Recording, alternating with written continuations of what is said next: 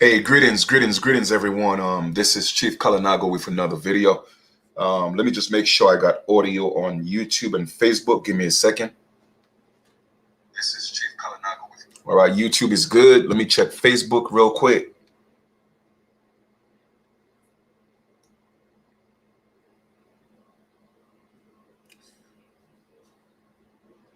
All right, Facebook is good. All right, so here we go with another one. It's another one. Hope everybody's doing well. Hope everybody's having a great continuation. Hope everybody's having a great sun rest, right? Because the sun rises and the sun rests. All right. I definitely want to acknowledge the great spirit, universal intelligence, the great I am, universal source, whatever you want to call it, the most high. Once again, people say most high, but you have to know what the most high is. The most high is the highest of the highs, okay? Meaning that your pineal gland is the most high, for those of you who don't know. Okay, but I'm going to keep dropping these jewels, right? Give me 1 second here, family.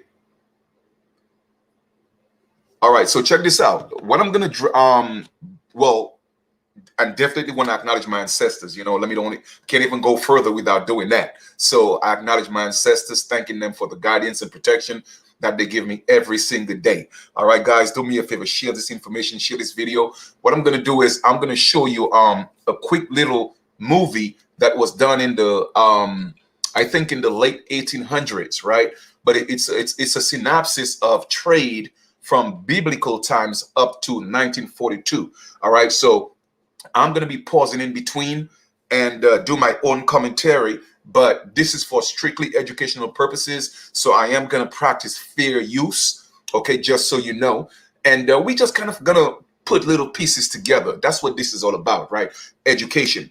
So let's get into this. And like I told y'all before, I have a drive, okay, that you have to plug into the wall, to get electricity to go into the drive. And I have literally close to 20 years of information in there. All right. So I'm going to show you some stuff you probably have never seen or never heard, but I have the information and I want to say helito, greetings, namaste. I mean, just wago on, to each and every one of you on the call this evening. And let's get into this. All right, family. I'm excited. Let me go ahead and share my screen. Let us not waste any time. I'm going to get into this right now. Okay. Let's do this. Okay, so I'm going to go to my desktop and I'm going to share that. Now, this I have, like I said, on my drive, so we are not able to go to get a link. I have it on my drive, all right? Hopefully, when I get some more time, I will be able to upload all that information and post it on our site. For those of you who don't know the site, it's www.ipnan.org. It's a website created for us by me, but it's for us. All right. So lots of information is actually on the site. The goal, again, is to create our own organization where we are able to stand for the rights of original indigenous people, because we don't have, in my opinion, one that's nationwide, okay, and one that's, again, making moves, in my opinion. So I want to be able to create that and have that for us. Okay. So let us get into this video. All right. Late 1800s. Here we are. All right. It's by 20th Century Fox. And I am going to be pausing in between to do my own little commentary. But let's get into this, family. Hope you guys are ready. All right.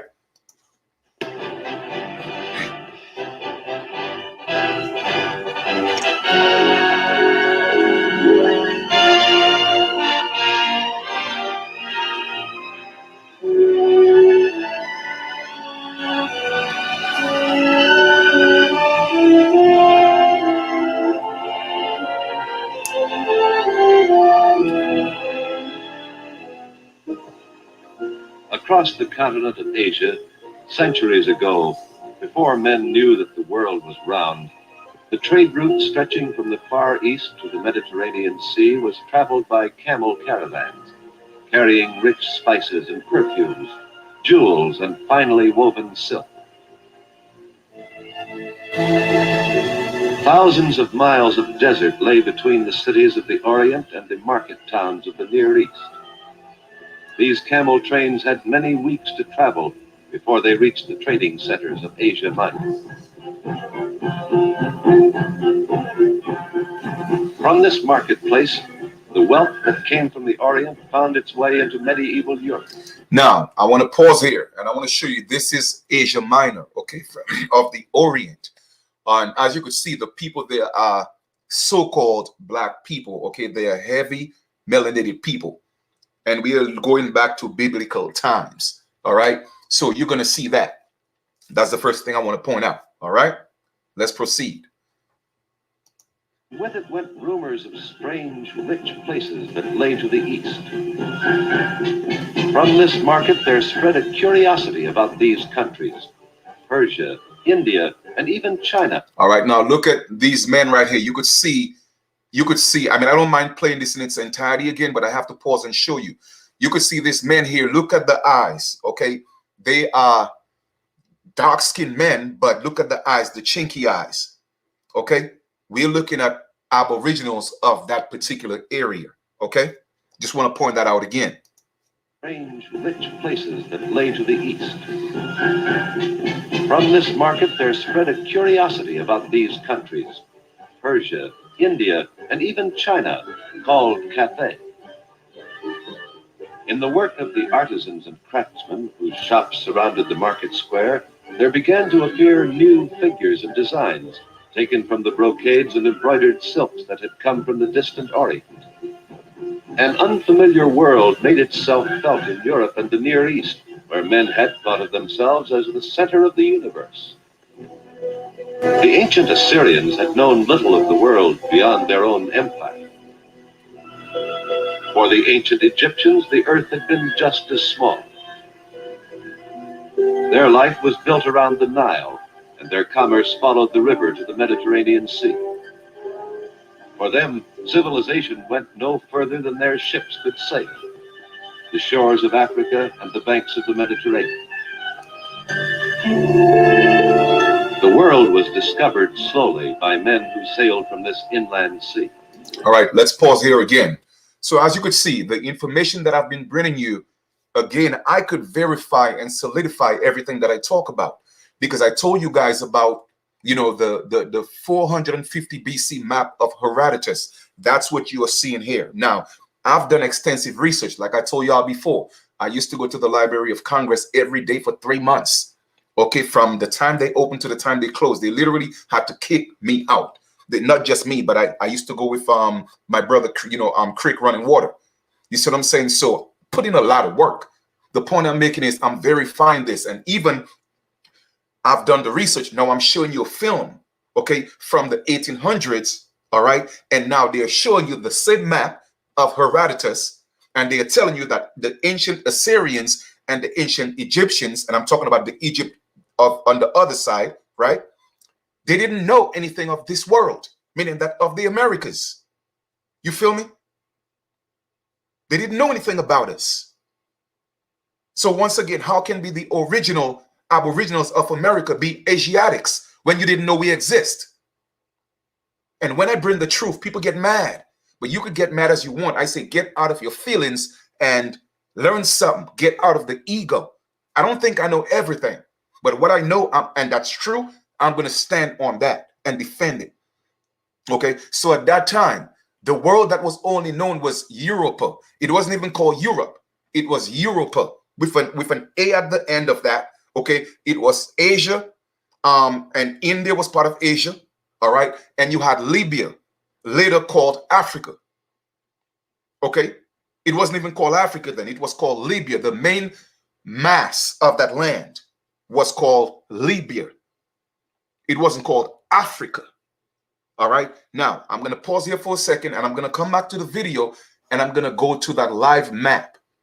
Okay. Because I've shown it to you guys before, but we're going to take another look at it.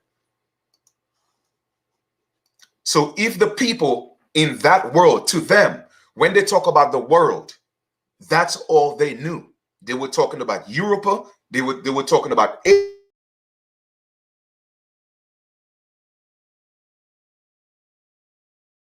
Asia, and they were talking about Libya. A man came from Asia.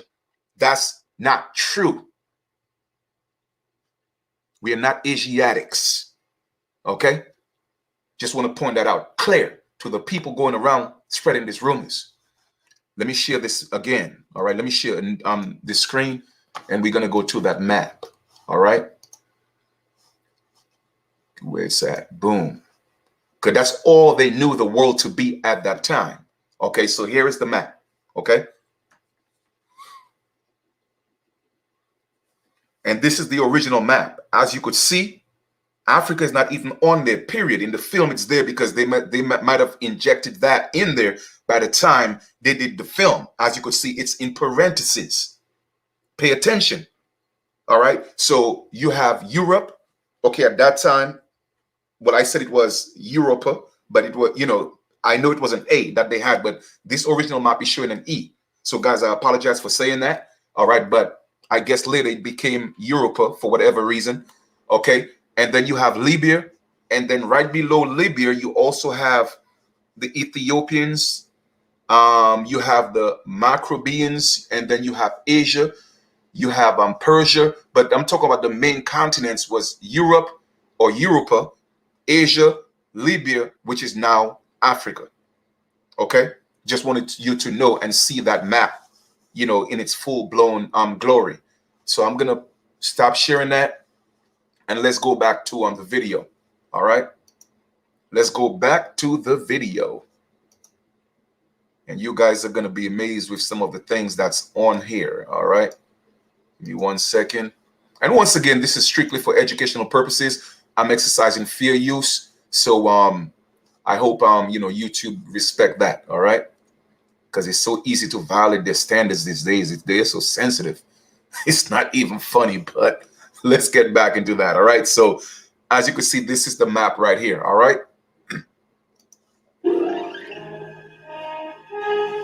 The Greeks ventured west to the Straits of Gibraltar and east into the Black Sea. The Romans traveled west to England, east to India and China. But when Rome fell, trade with the East died. This was the flat world of a 15th century mapmaker. Traveling too far, a man would tumble off the edge. Now, as you can see, look at the map, that map of 1500. They thought that the world at that time was flat. Maybe it is, I don't know. But the point is, they had the map showing that if you travel too far in one direction, that you would topple over. So that's a depiction of how they had the maps, just so y'all know. So once again, just to reiterate, the world at that time, I'm talking about in 450 BC, it was only Europe or aka Europa or Asia or Libya, now called Africa. Okay. The Far East was roughly outlined. Someone had been there long ago, and men had forgotten. But now the expanding countries of Europe were eager for the trade that came by slow camel caravan from the Orient. Spain and Portugal and Venice built merchant fleets, faster ships designed for the dangerous adventures of a long sea journey to India or China. Europe's great cities had begun to thrive on trade. Europe looked toward the riches of the East. So at that time, commerce was only being done within the realm of those continents. Okay, there was no commerce being done in the United States with these people at that time. All right. Now, does it mean that one or two stragglers hadn't heard of the Americas in the 1200s? It doesn't mean that. But the point I'm making is, around that time, 450 BC, they didn't know of any other world except for what where they were able to navigate to. All right. And that's a fact. All right. Most men thought that Christopher Columbus was going in the wrong direction when he crossed the Atlantic, hoping to reach the continent of Asia. Columbus called these natives Indians. Now, once again, look at a video, look at the image, okay, of the people they call Indians. When Christopher Columbus supposedly discovered, he called these people Indians. As you could see, these people are darker than me. All right. But they do have a couple of light brothers in there. All right. So once again, when you look at the copper races, the copper colored races, it ranges from a light skin, okay, to a very dark skin. All right. So we cannot honestly just look at people and say, hey, well, you're not Aboriginal, or you're not indigenous. Again, we have to get away from the shallow thinking. It was a range of light skin to what we call very, very dark skin. And again, it all that played with the area that we occupied. All right. But it's still, they were called American Indians, and look at the complexion of the people. So let me just back that up just a little more. All right. Talking about Christopher Columbus. The Atlantic, hoping to reach the continent of Asia. Columbus called these natives Indians because he had never heard of the Pacific Ocean and was sure that he had found India.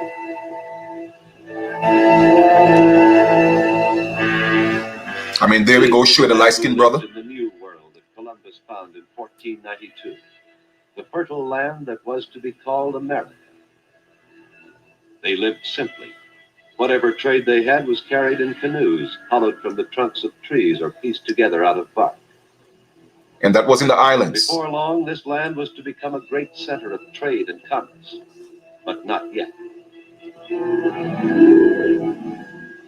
Okay, so as you hear, right, this land was supposed to be a great land of commerce and trade, but not yet.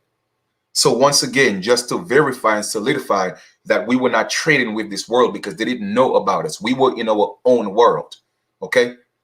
In our own world. Now, whether,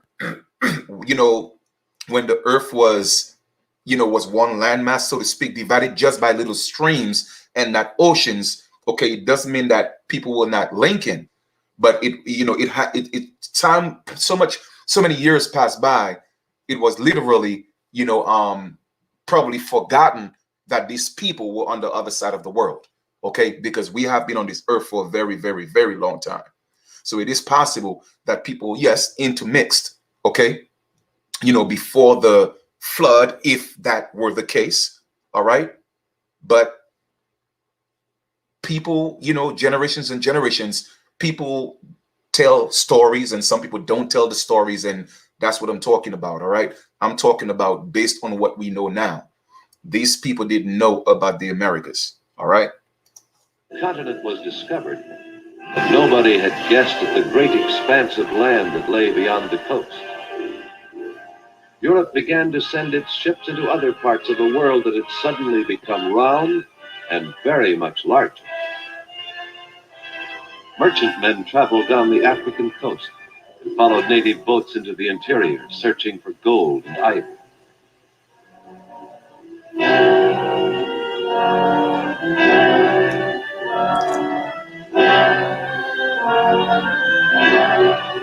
Look at our beautiful people.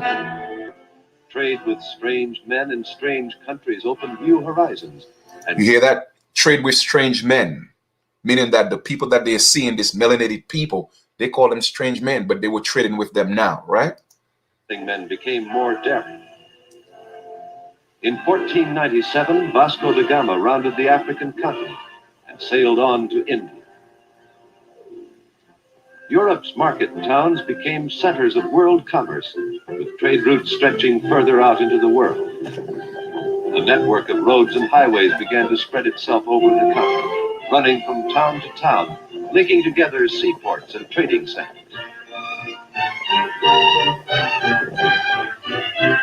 While the cities of Europe grew, the world had been circled and the shape of its continents charted. America had grown on the map. Its land had been settled, and by the... Okay, so check this out. As you heard, America grew on the map, meaning that it wasn't on the map, period. Okay, in other words, it didn't exist to the world. All right? It didn't exist to the world. In the 18th century, its northern colonists had declared themselves an independent nation. So these colonizers, the settlers came here, all right, solidifying what I've been teaching y'all about what was going on around the world at that time, right?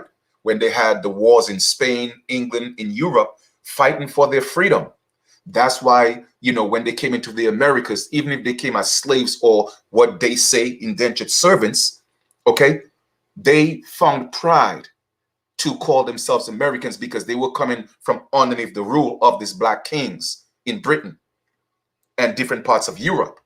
You see what I'm saying? So I'm showing you guys all these things because it's important to see why pale people, all right, they have such a pride in calling themselves patriots and calling themselves Americans because they know where they came from. They know where they came from. The reason why we don't have such a love, and well, a lot of us don't have a love and such a connection to our motherland, which is the Americas, is because a lot of our people were taught they came from Africa. You see what I'm saying? So if a people don't have a natural connection, okay, or a love for something, they're not going to fight for it. So we get comfortable, we get complacent while these pale people and all these other ethnic groups that come from across the shores, they know what life they lived. They know what life they lived. So they come and defend what they helped create and call it their own. Now, can we blame them for calling it their own? Me personally, no, I'm not going to do that. However, what I'm going to do is I'm going to take responsibility and blame my own for not stepping up and claiming what's ours. We have to find a love for our motherland and stop believing that it's Africa because it's not.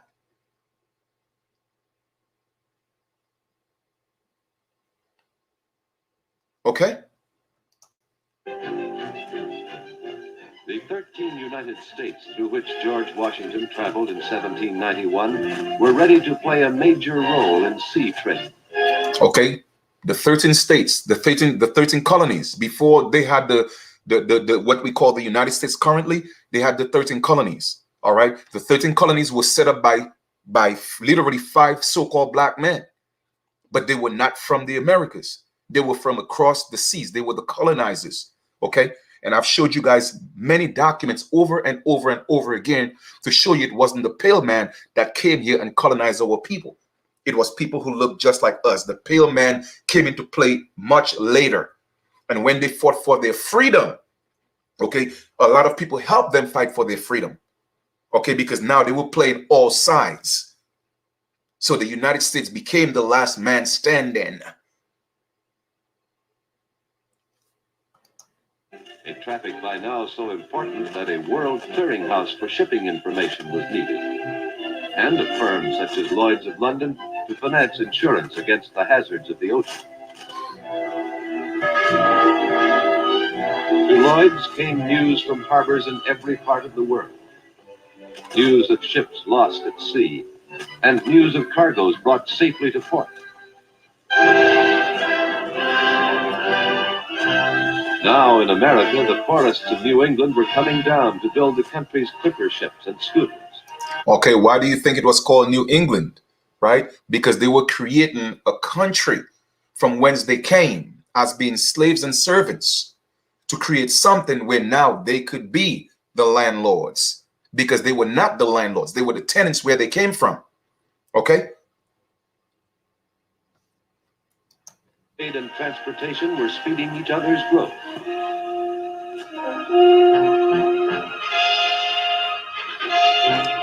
But they couldn't just do it, you know, through the wars. Okay? The heavy wars that were fought, they will never tell you how our ancestors fought to the tooth and nail. Okay? They will never tell you that. And they will never tell you that our ancestors never lost a physical war. Our ancestors lost the war on paper with these contracts and these treaties. Okay? With these contracts and these treaties. And they were tricked.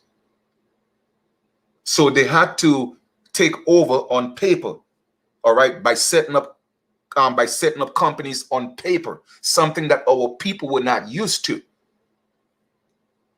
With all these contracts, even up to this day, they have it. Okay, people go get mortgages and they don't know what that a mortgage is, a debt pledge. They don't know by the time you sign the paper and you get approved, you are the one paying for the house. So the point I'm making is there's nothing new under the sun. But anyway, that's a whole nother story. I'm just giving you, Just making a reference as to the same thing is happening today. All right.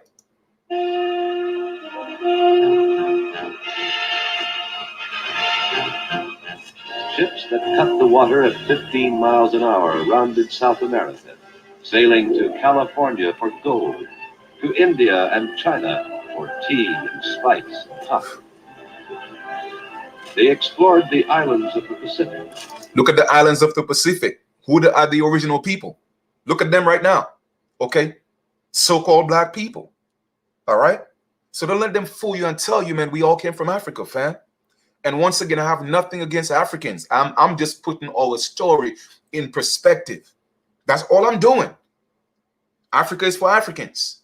America is for American Aborigines, period. And we have to fight for what's ours. It is really that simple. Bring strange new people whose lives were primitive and filled with danger. You hear that? Whose lives were, strange people whose lives were primitive and filled with danger. No, danger to whom? It wasn't danger to us. We were used to that.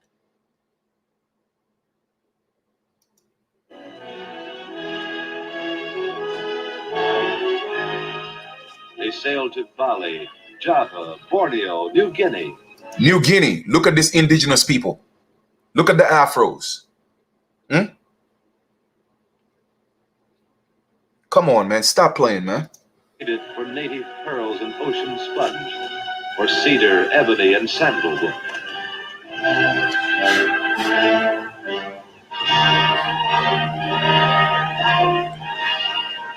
They came home again with strange tales to whet the curiosity and lavish cargoes for a commerce-hungry country.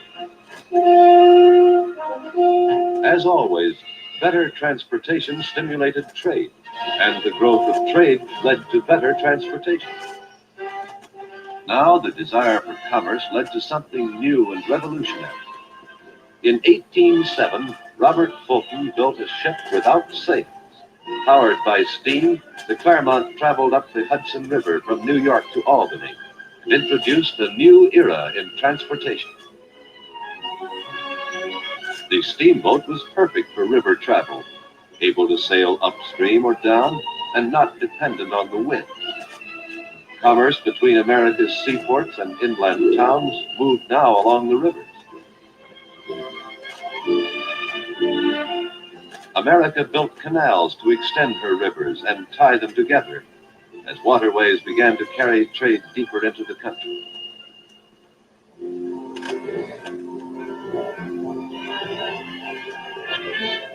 But America's pioneers couldn't wait for steam to change the country's transportation. They needed fertile land that wasn't oversettled, and they traveled west.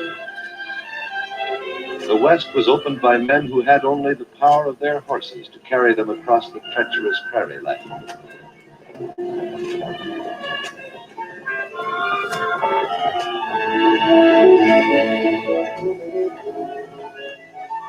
Meanwhile, in England, George Stephenson had put a steam engine on wheels and built a locomotive.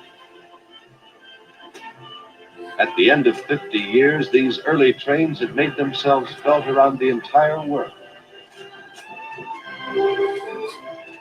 In 50 years, no large country was without its own railroad line to transport passengers and freight.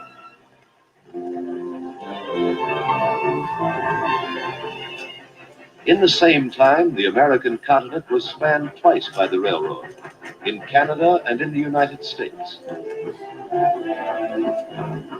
The world was beginning to travel and do business at locomotive speed.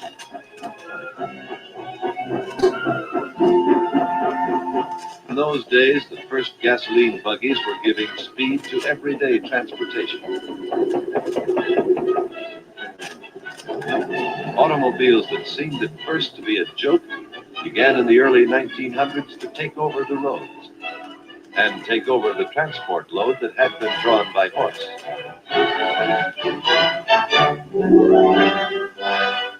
In the year 1910, through the port of New York, came over 1 million people who dreamed of building homes and raising families in a country that was still growing up. Now, doesn't that solidify what I showed you guys before? All the millions of people that came here, they got records of them. Even before the 1900s, they got records of them in Ellis Island, but they don't have records of us coming here talking about all these millions of slaves coming from Africa. Where are the records at? Stream grew wider that for centuries had brought men and women to America from every part of the world.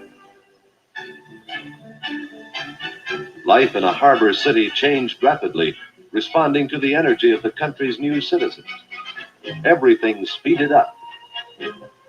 The city's life came from its markets, from the streets crowded with push carts, and from the great wholesale warehouses, markets that depended on shipping. Men who knew the importance of moving farm products and manufactured goods turned transportation into an immense and vital industry. Merchant ships, with a nation's wealth piled in their holds, made stronger the chain of communications between the port cities of the world.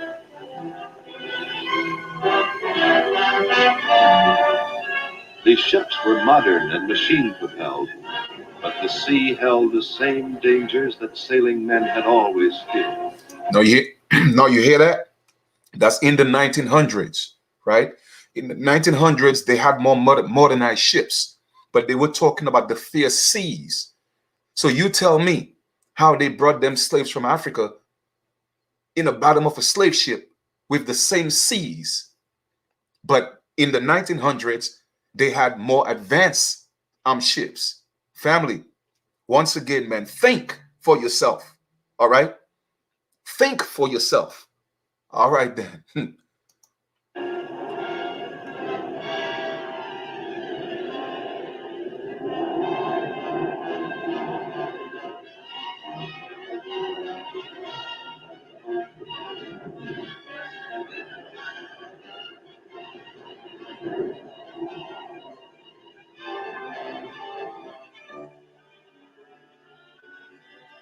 Yes, to answer your question, Carlene, that's what they did. A lot of these, rivers and lakes that you see, they're man-made. A lot of them are man-made. Redirected water, blocking certain areas, changing the landscape, just for commercial purposes. All right, to make it more convenient. All right. So yes, you are correct.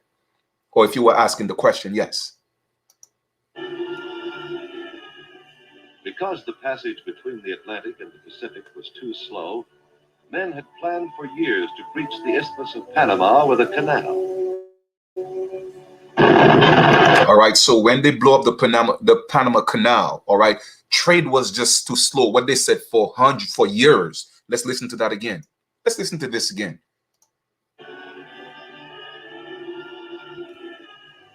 Because the passage between the Atlantic and the Pacific was too slow. Because the passage between the Atlantic and the Pacific was too slow. What they had to do? Men had planned for years to breach the Isthmus of Panama with a canal. They had to bridge the gap. So they had to blow up the Panama Canal and create that. So let me ask you again, how before that, before all this technology, they were able to bring all these slaves from Africa? But you know what? Maybe I'm just bugging. I don't know what I'm talking about.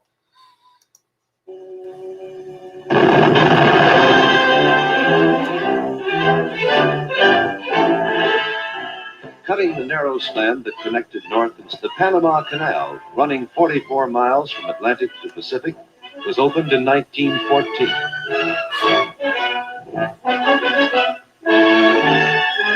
Just as the canal at Suez saved a trip around Africa, these locks took the place of a long and dangerous journey around the tip of South America.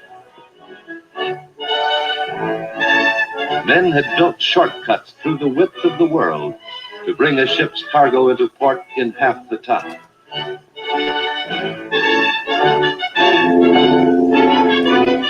Freighting between America's east and west travels by sea as well as land.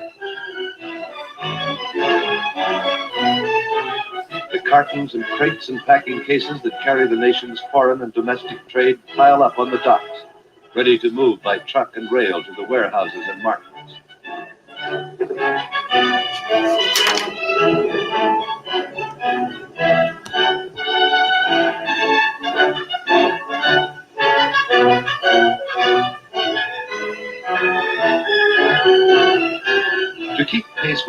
industrial world, a country like America needs 250,000 miles of railroad track. 250,000 miles of track to meet the transportation needs of only one country.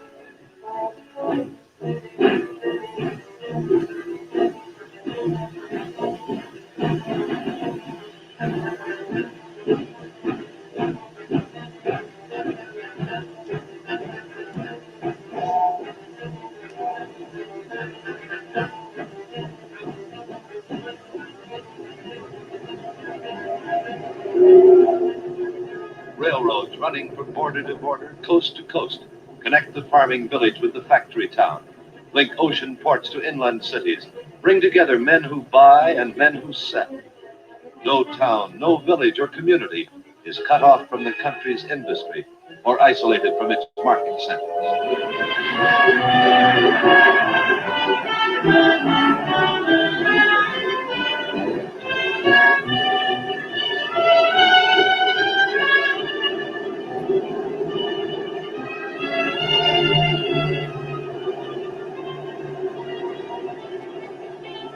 For a trip across the continent that may take several days, the modern passenger train is made for comfort, speed, and easy riding in a world that builds on rapid transportation.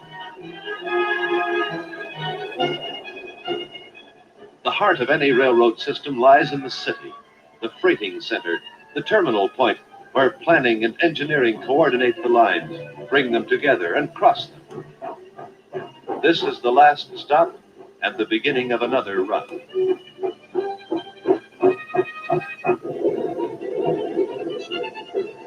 Here in the city, days and nights are filled with the sounds of speed.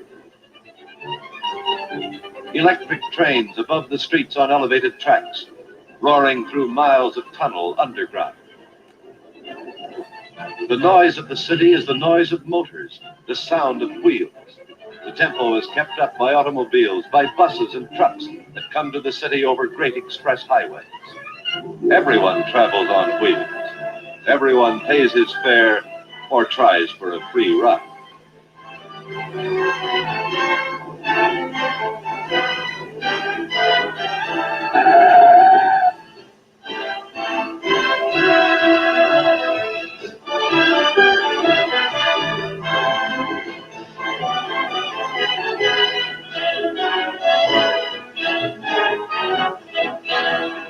A web of highways and bridges spreads out from the city, winding over the countryside in a tremendous maze, carrying passenger cars and trucks, commerce and freight, 3,000 miles across the entire continent.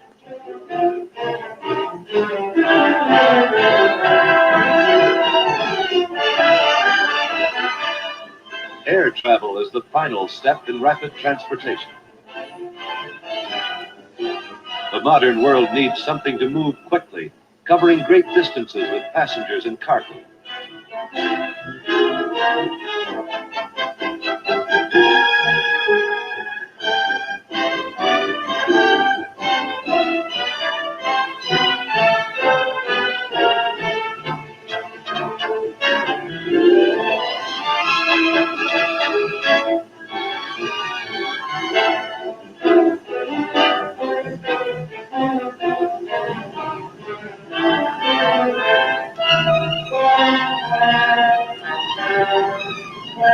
Along the trade routes of the future, the airplane travels, flying a swift, straight line between the cities of the world, bringing close to each other countries and continents. Crossing the land of the ancient desert caravan, the airplane will carry in its hold the goods of worldwide commerce. Through trade and exploration, men have found a larger world, a world whose size was at first astounding and a little frightening. Today, we are making it small again with speed.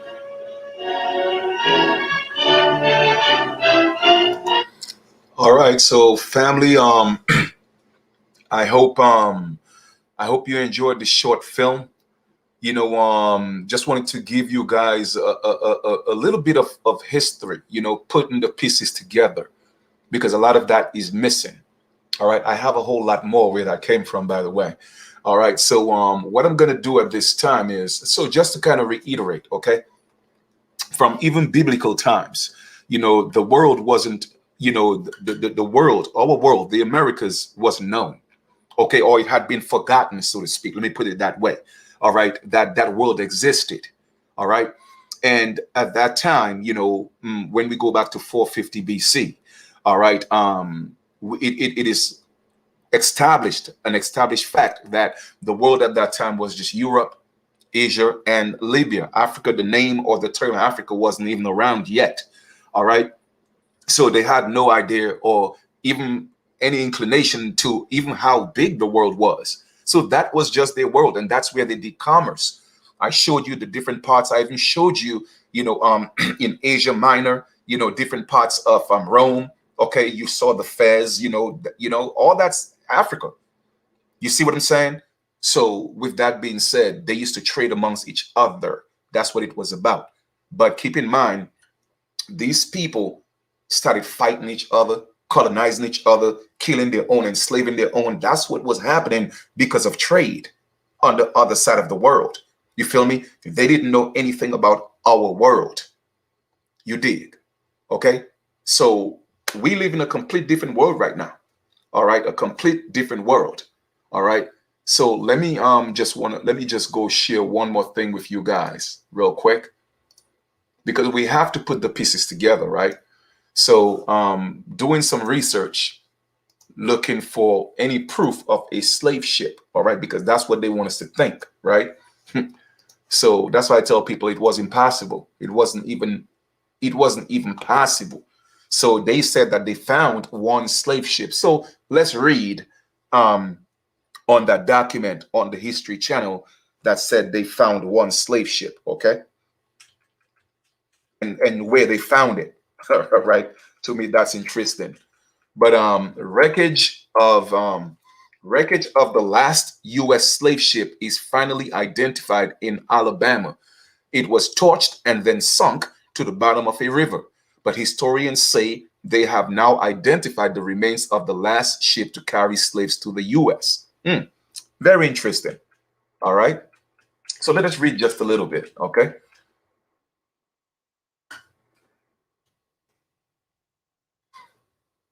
Here we are.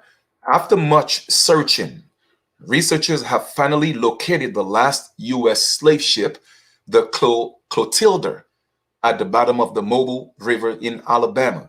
The announcement comes 1 year after the publication of Zora Neale Hurton's lost interview with a survivor of that ship, and just a month after a scholar discovered the last Clotilda survivor lived until 1937. It holds special significance for the residents of African Town, Alabama, many of whom are descended from the Africans illegally trafficked on the Clotilda in 1860. Now, once again, all right, I am not here to dispute, all right, that some people from particularly West Africa and different parts of Africa, did come here. All right, but I am going to dispute the fact that they came here as slaves. Okay, they were just called slaves because of their complexion, and that goes back to biblical times, because it is said that the children of Ham, okay, the Negroes, all right, they would be slaves into perpetuity. That's in the Bible. Okay, Levitical laws. Okay, just know that your God in the Bible said that you are supposed to be a slave for the rest of your life. So if you have a problem with slavery, go talk to your God. Okay, because a lot of you don't like to hear the truth. And like I said earlier, I'm going to do a video and break all that down for you. Okay, but anyway, that's neither here or there. The point I'm making is a lot of these so-called black people that came here, a lot of them were coming from Britain, a lot of them were coming from Ireland, Scotland, Germany. Okay, once again, the Holocaust. A lot of you think it's these so-called people that lived that. No, it was black Germans, so-called black Germans. But that's another story. Okay, why? Because Hitler mother was in fact, you know what? Talking about that, I was supposed to show you guys this. Hitler is a mulatto.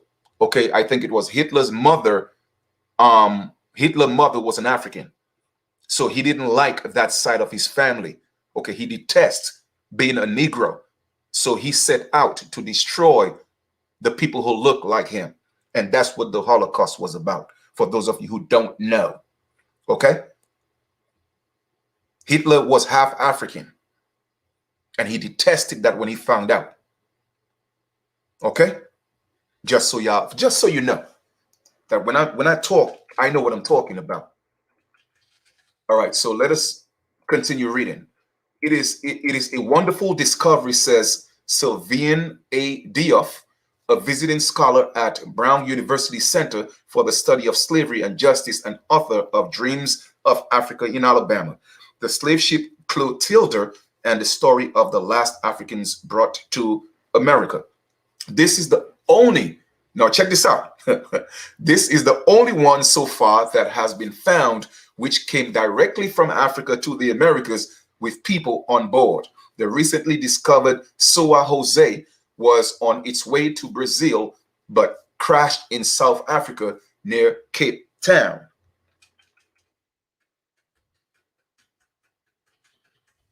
The discovery is also significant because the Clotilda is already the most well-documented slave ship story in the Americas.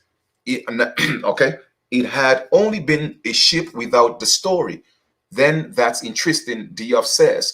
But we have the entire story. So this is the first time that we have the entire story of what happened to the people who were on the ship and have the ship as well.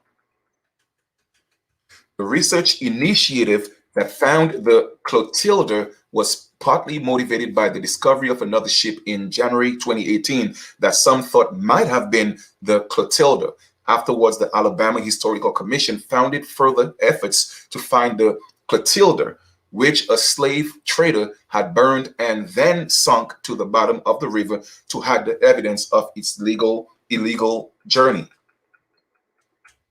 But at that time, okay, in the 1800s, slavery was legal. So why would he hide it when it was legal? Because it was made legal. But once again, that's just me probably overthinking things, right? Now, excavators ended up combing through a section of Mobile River that had never been dredged before. How ironic, right? Never been dredged before. Among the many sunken ships there, they found one that historians could confidently say matched the description of Clotilda.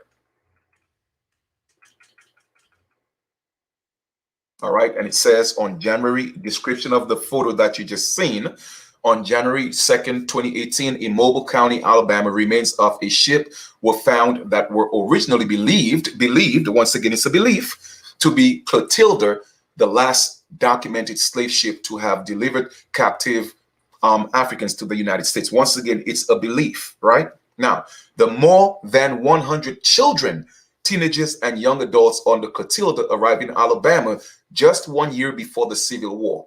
A year before the Civil War now, okay, when the U.S. officially abolished slavery in 1865, then young people had no means to travel back home, so some created a community called African Town in Alabama. Now, let's put this together here, right? How do you know these people did not come from from South America or the Caribbean? Because that's why I have to show you this mini documentary first, to show you the impossibility, okay, of taking people from Africa to the Americas because of the violent sea waters and for such a long period of time, okay, without the technology. Now, keep in mind, okay, that the first commercial use of an engine, okay, successfully was in 1881, but yet still slavery was abolished in 1865. You see what I'm saying? So we are talking about how was it possible before 1881 to do all these long journeys without having a successful commercial ship that runs with an engine facing all these waters. It just doesn't add up.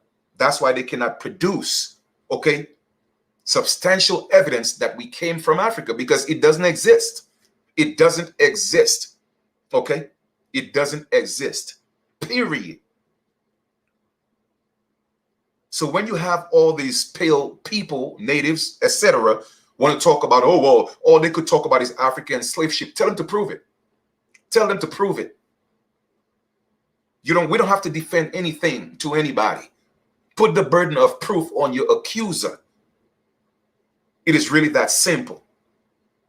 Okay? So I was just reading a little bit of that. I mean, they're just talking about, you know, yeah, I will put the link in the description so you guys could, just pretty much, finish reading it for yourself. But I just wanted to give you a perspective on that. They talk about, oh, well, we found one that we believe. Okay? We believed. All right. So family, it's in the description. All right. So once again, man, this is your brother, Chief Kalinago, always bringing the fire, always bringing the source, always bringing information to make you start rethinking, the stories and the narrative that were given about slavery. I mean, I showed you this documentary, and everyone that I'm showing you, we are looking at the people, all right, from a range of light-skinned, Aborigines to very dark-skinned Aborigines. You see what I'm saying? That we're already here. So my question is, if slavery, like it was for commercial purposes, it was for business, why would you go and to a whole nother continent and take people that look like the same people that you say you went to take? It just don't add up. It would have been too expensive. It would have been too costly. It just was impossible. Okay. So they were blackbirding, taking people from one place to the next in the same continent and putting them in different locations, telling people like those people came from Africa. Okay, it is really that simple. So keep that in mind. That was really what was happening. Okay, we were all over the Americans. All right. All right, keep that in mind. Okay. Yes. So they were sending a lot of their vagabonds and convicts all over, the Americas, yes, Australia, different parts of wherever Aborigines were. That's what they were doing. Okay. So family, again, that's just another short documentary presented to you for educational purposes, practicing fair use. I have another one, which I'll probably do another time. Not probably, I will do it another time, showing you guys again, taking you back, into the 1800s, talking about the Caribbean, talking about different places. But I have to show you that one first to show you that the people were indigenous. So when I show you the one they were talking about in the Caribbean, making the claim that a lot of these people were from Africa, but at the same time saying that Haiti was a black nation, you see what I'm saying? Then you're being contradictory. All right. You're being contradictory. The whole point is to make sure that we, as the Aborigines, we don't have any rights to the land. So it could be claimed through discovery, the doctrine of discovery. Okay? You feel me? So we have to know what's going on. And that's why a lot of people, especially, the pale people that came here, the natives, they have to, not necessarily the pale people, but the natives, they have to tell the story of what was told to them, because it was a plan that was well devised. Okay, we are going to erase the original people, erase the Aborigines. We're going to put you in their place, and this is the script. They all have the same script. They all do. Oh no, you black, when clearly our skin aren't black. But they have to say that because that's the script that was given to them. And that word black goes all the way back to biblical time in the Bible, that the God of Noah said that your son Ham, okay, his posterity is to be enslaved for the rest of his life, and all their children. So just know that when you accept that term black, being called black, that's what it is. You cannot change it unless you give up that God and break that contract. But a lot of you will not see it, and that's fine. You live your life and live under that law that your God enslaved you. Okay, Jesus didn't come to set you free. Jesus came to enforce the sword. That's what he did. But again, that's a whole nother lecture. All right. So I want to thank you guys for being a part of this build. Have yourself an amazing sunrest, and we'll talk a little bit later. This is your brother, Chief Kalinago, for educational purposes only. Thank you.